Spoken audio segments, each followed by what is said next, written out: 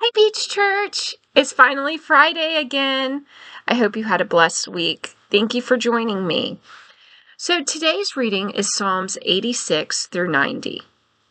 So we're going to jump right into chapter 86.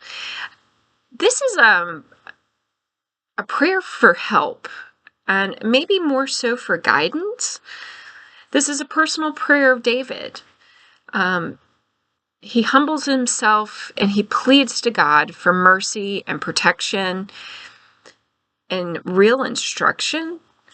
He emphasizes God's character as good and forgiving and rich in unfailing love.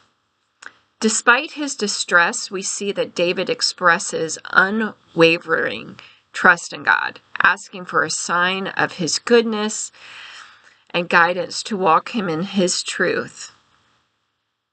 It's a testament to leaning on God's character in a time of need.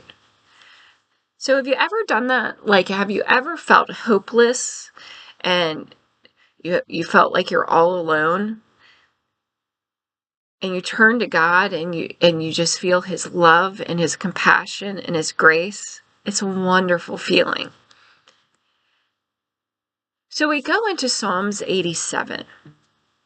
And this is the glory of Zion, the glory of the city. Psalm celebrates Jerusalem as the city of the chosen, founded by God. Think about that in today's context. What is going on in Israel today? Well, it says right here that we're celebrating Jerusalem, a place where he dwells. There was prophecy spoken of various nations being recognized as born in Zion. And it highlights that God's universe reaches the future spiritual center of Zion and where all blessings flow. So while you're watching the news these days, keep that in mind. In Psalms 88, this is kind of dark and often considered the most sorrowful of all the Psalms.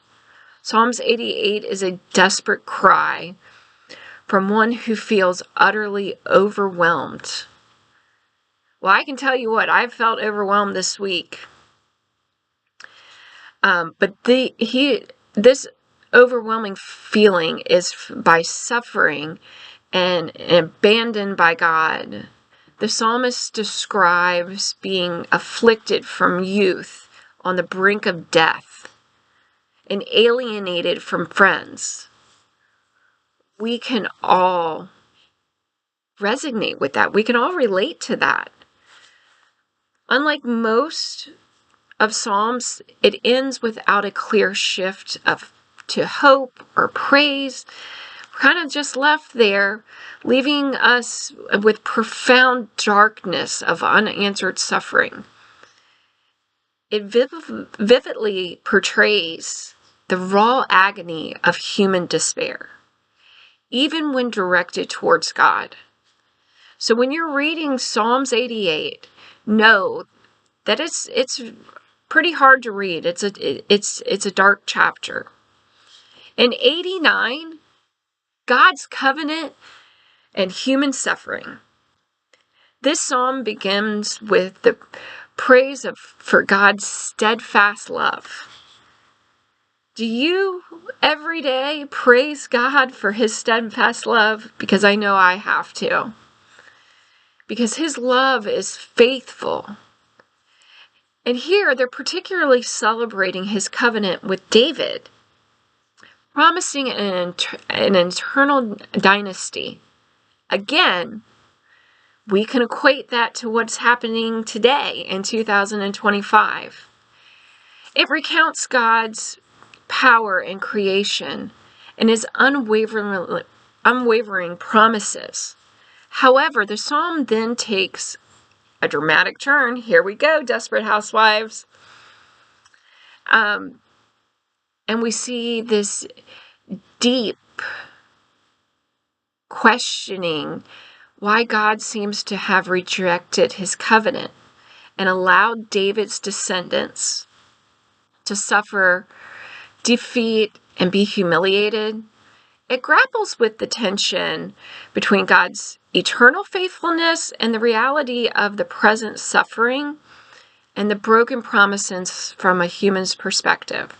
Again, we're human. We're of flesh. This ends with a plea to God to remember his promises. Well, let me tell you something. God never forgets. God doesn't forget, and he doesn't make mistakes. So if anyone needs to remember promises or convictions, it's us. And I will tell you that every day of the week, and I promise you that is correct.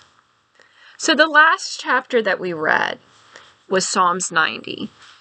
And this is God's eternity and tributes to Moses. And this psalm contrasts the eternal, unchangeable nature of God, which is a likeness to fleeting dream or grass that's wilted. It acknowledges that the human lifespan is often filled with turmoil and trouble, a consequence of sin and God's wrath. The psalm then becomes a prayer for wisdom to number our days correctly and for God's mercy and favor and joy to be poured out upon us and to our work and for the limited time that we have on earth. So what I take away from that is something that I try to practice. When I'm praying, I pray for wisdom and I pray for guidance accordance to his will. So Beach Church, I hope you have a wonderful weekend and a wonderful Friday. I want to remind you that we are having a Freedom Fair on Sunday and would love for you to come out. Beach Church will be there. Sea Point College will be there. I hope that this reading helps you and sticks with you this week, and I will